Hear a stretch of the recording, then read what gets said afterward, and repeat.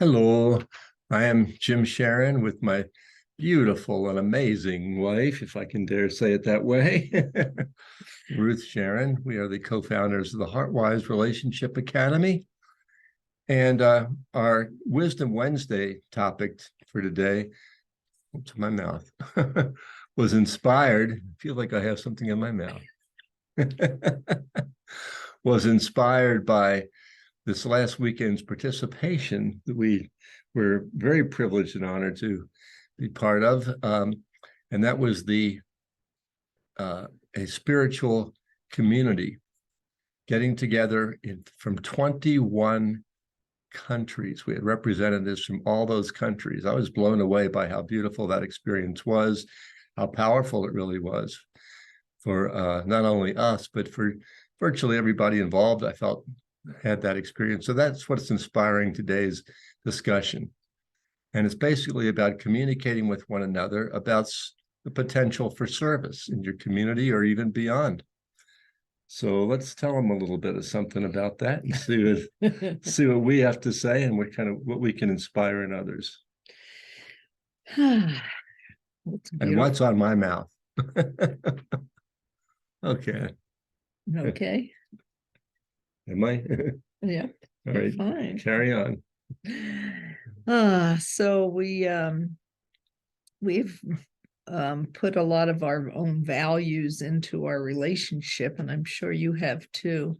And one value that we have is being of service and being able to organize ourselves and our family as our kids were growing up. They're all grown now, but to be of service in the community, to do service projects, to volunteer, to have causes that we support, and so that's been an important part of our lives. And so we just thought we'd throw it out there as a little idea to you. Maybe you're already doing it, or you've thought about it, or you used to. And I want to make COVID a general happened. comment. Yeah, that's what I was going to say. Go ahead. Yeah, so COVID interrupted things, and organizations and people still need a lot of help.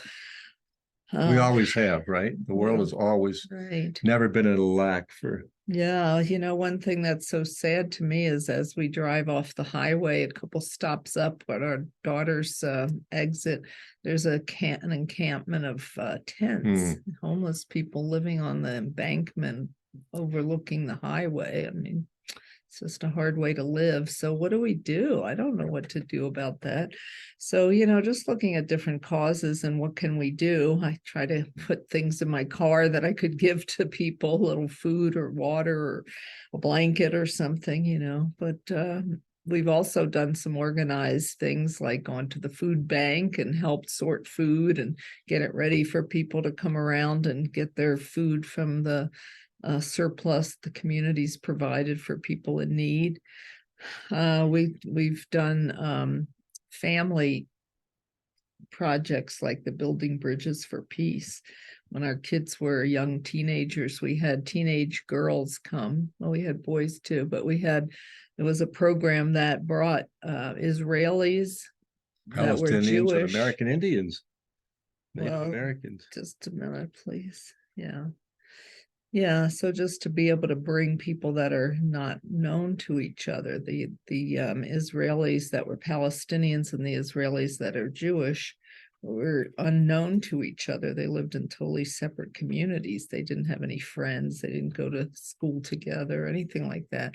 So this program brought people together and we hosted them. And remember that this was before the American Indian boy was here, but I'm talking about the first girls. One was Israeli Jewish and one was Israeli Palestinian. And they looked at each other at the dinner table like this, like they wouldn't even look at each other. And then we hosted them and they went to the program. They went away to the camp up in the mountains here in Colorado for 2 weeks. And then they came back after this Building Bridges for Peace program and they were like best friends. Remember, they were just like holding each other and tremendous turnaround. Yeah, it's just a beautiful thing. And so there's just a lot of heartwarming projects out there. What touches your heart? Yeah, so I want to back up a little bit. And you kind of got off and running with those, and those were very amazing experiences for us. The context that I want to create here is that Ruth started to talk about COVID, many of us felt isolation, and some people still do from COVID, and for some good reason too. You know, a lot of families have been sick together.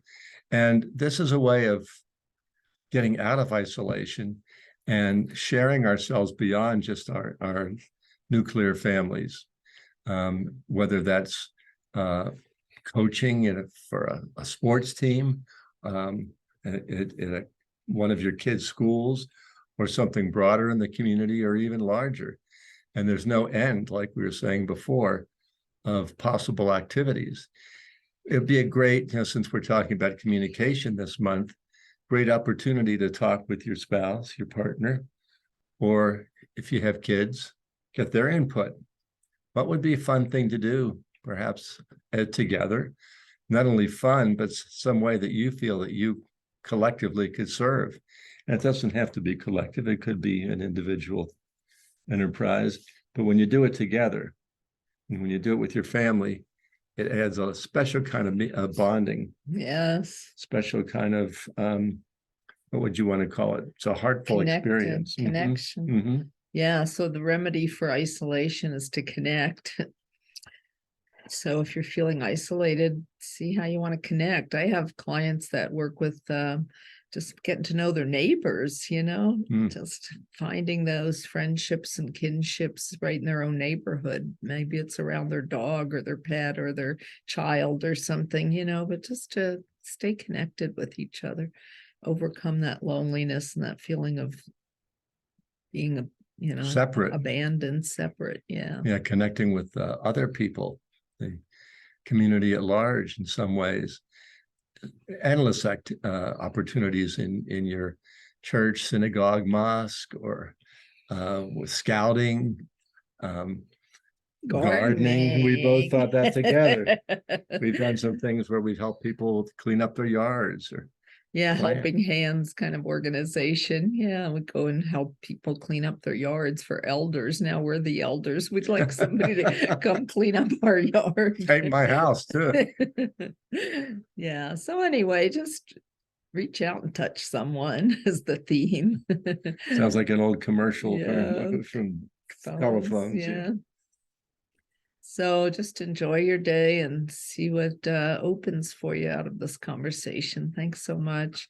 Check out our Heartwise Relationship Academy. The heartwiseacademy.com is the URL. And we do have a free monthly gathering that'll be in April. It's the second Wednesday of the month at 7 to 8 p.m. Mountain Time. It's free gathering on Zoom, and hopefully sometime we'll be able to have some in-person gatherings. Take good care. We'll see you soon. Bye.